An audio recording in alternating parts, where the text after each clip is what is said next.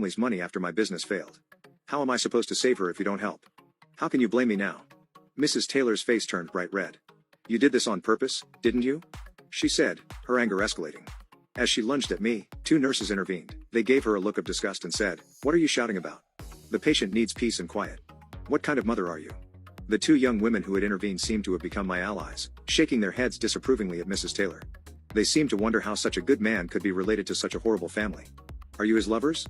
How dare you side with him? Mrs. Taylor shouted at them. They have no shame, she added. Who are you calling a scoundrel? The scoundrel is you. Say it again, I dare you, one of the nurses retorted. Just as a confrontation was about to break out, a weak voice came from the hospital bed. Mom, Alana had woken up. Mrs. Taylor immediately ran to her side and held her hand. Alana, how do you feel? Alana replied, it still hurts. I feel like Mom arrived too late. After a tearful pause, she pointed at me angrily. This is what happens when you insist on marrying a